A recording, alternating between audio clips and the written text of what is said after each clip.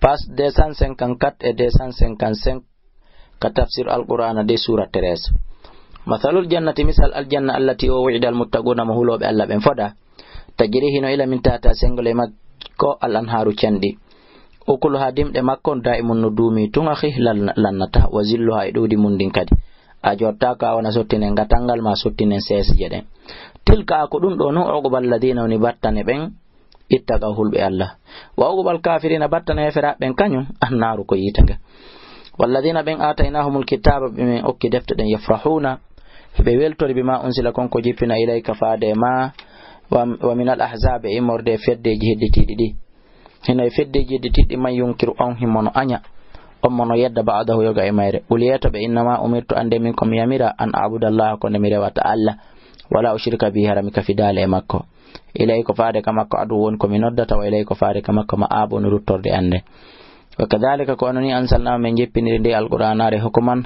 konde nyaawe tende arabiyan e hala arab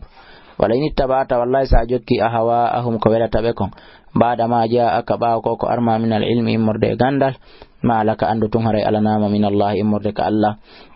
min waliyin imurde gido wala waq wona dando wala qad arsalna gumdi men neli rusulan nela be hewbe min qablika ko aditima waja'alna lahum min wadani bi azwajan sunnabe wa dhurriyatan ebibbe wama kana kono hanana li rasulin nelado an ya'tiyande o addata bi ayatin mande illa bi idhnillah sona dunga e Allah jonna mo yo hollu yimbe makko ben likulli ajalin kala la jal non hino wodani dum kitabun windodi dato windado wallina yamhullahu Allah hino montama e shaw kala ko yidi montude wa yathbitu mutabitina kon ko yidi tabintinde wa indahu nam widen kakamakon ummul kitab nene deftere nabi mana lawhil mahfuz wa imma nuriyannaka amma stayuni min hullima ba'd alladhi yoga e lettina idhum de men fodi be awna tawaffayannaka ma min hunnima simin hulluma fa inna ma alayka andu tunko fa ima al balaghu ko yottingol wa alayna ko menen fa wi al hisab hasbore ndek awalam yaraw e be yali anna menen natil arda meden arde ndi leydi nan usuha min duyitirandi min atrafiya imorde siraji mayri on wallahu Allah yahkum himo nyaawa la muaqiba ala jewtotodo ala satowo ala verifiyowo li hukmihi en yawre makko nde wa wasarul hisabi ko kanko ni yawdo hasbore wa qad makara alladhina gumdi fewji ben min qabilim aditibe be falillahi almakru ko Allah wodani fewjore den jami ande fo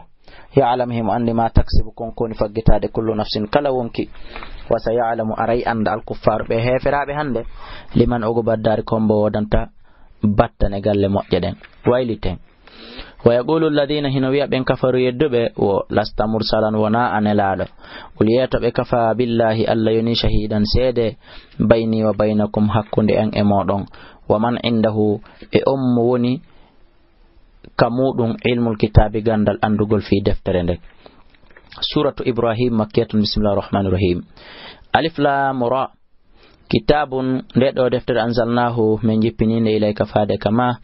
li tukhrijan nasa fiya yaltimbe be min zulumati ittabe ni be kefer ila nuri addabe ndego islam bi idni rabbihim edunga e jomi mabbe ila siratil aziz nababe faade lawol odo Allah jo teddudo alhamidi yettinido allahi o allajo alladhi on lahu kanko dani ma fis samati bihi kon kon kamuli wa ma fil ardi e kon kon kalidi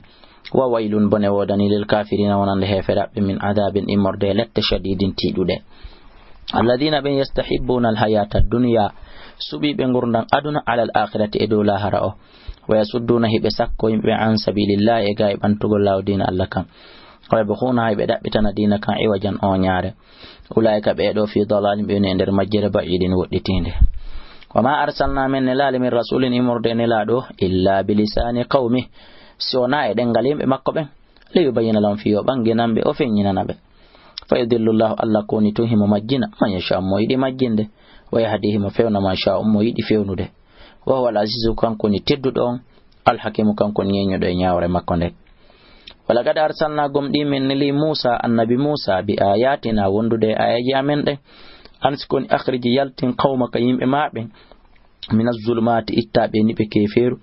ila nur faade ndaygo islam wa dhakkirhum wa jorabe bi ayyamillahi fi nyaldi Allah din bi maana nyalande dargal inna fi dhalika andu woni ende do alqur'ana